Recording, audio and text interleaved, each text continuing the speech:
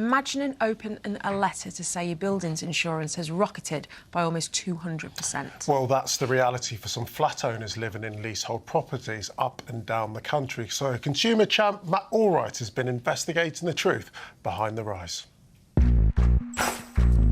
Countless homeowners are all saying the same thing. They have had enough. I don't want to know how much I'm being ripped off by. I want to not be ripped off in the first place. Enough of a system that is pushing them close to the edge.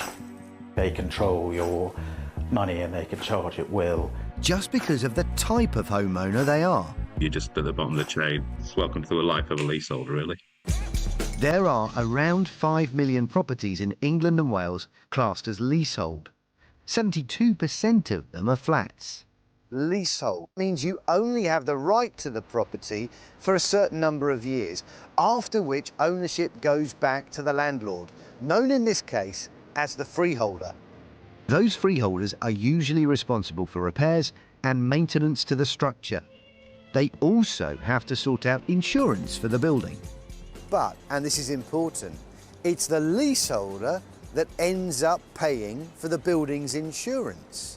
And bizarrely, some of that money sometimes ends up back in the pockets of the freeholders, who are responsible for arranging the insurance in the first place.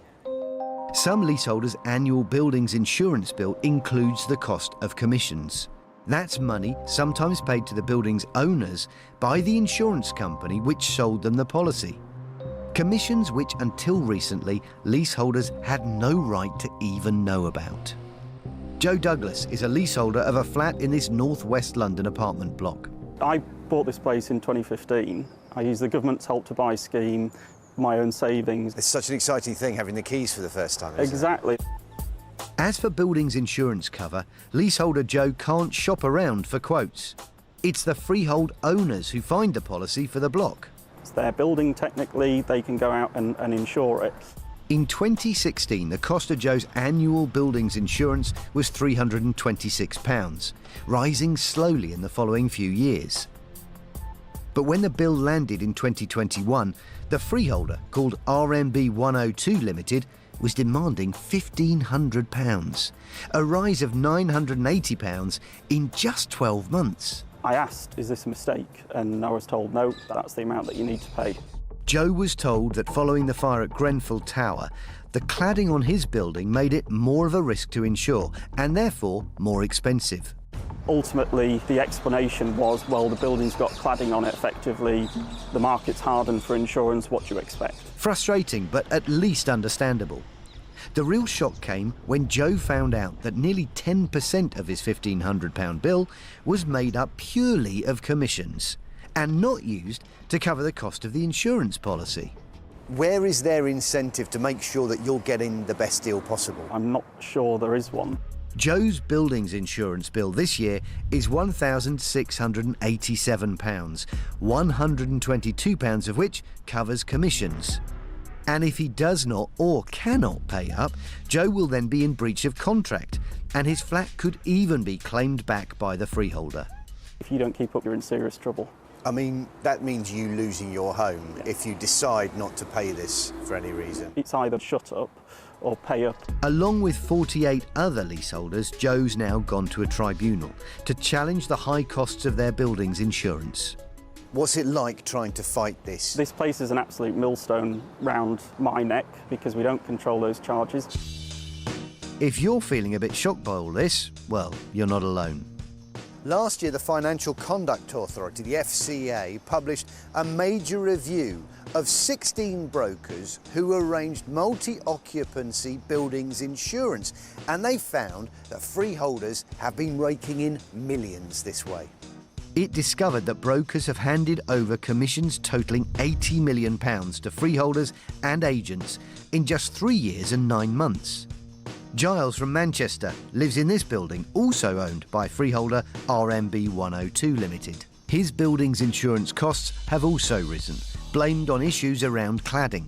It went up fourfold, so I was then forced to pay £1,400, £1,500. To make matters worse, we've now had the cladding removed, and the premium hasn't come down at all. Giles has discovered that 7.58% of his current building's insurance bill is made up of commissions. That might sound small, but just for Giles's building, that adds up to nearly £30,000 in commissions alone in a single year.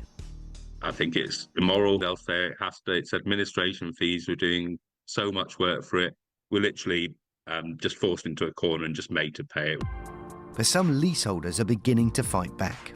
Liam Spender's landlords were paid commissions worth £135,000 over 4 years for buying buildings insurance. But then solicitor Liam decided to take action. So I challenged it with a group of my neighbours, and the landlord conceded shortly before a hearing in January 2023 that the charges were unreasonable. Liam recovered nearly £29,000, money which was shared with his fellow flat owners who were also part of the case. Now he's leading a class action against other freeholders in a bid to win compensation for leaseholders across England and Wales. The issue is landlords and brokers are given money for a specific purpose, which is to arrange insurance, and they're taking money for themselves without the informed consent of the people who are paying for it. Legally, that's a problem.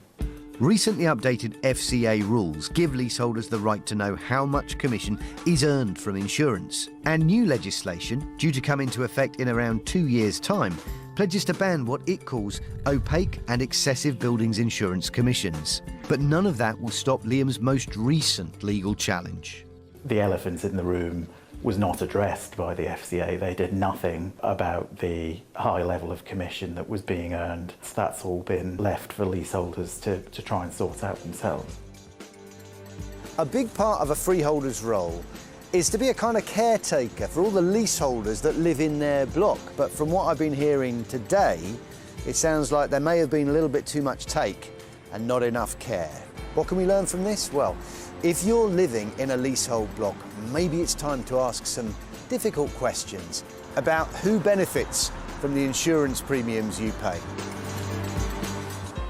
Yeah, that's true, isn't it? I mean, the stress for Joe and Giles, feeling like you're backed into a corner and you just got to pay out, it's a lot. It is a lot, and we have had a reply, which is great. And it says the freeholder for both Joe and Giles R&B 102 Limited acknowledged price has gone up and says it's made every effort to pursue lower premiums. R&B 102 Limited says it receives commission and has accepted progressively lower percentage in recent years to avoid benefiting from the rising premiums. It works with brokers to ensure levels reflect the FCA's fair value principles. It says there's every sympathy with leaseholders and it's working to mitigate costs when market conditions allow.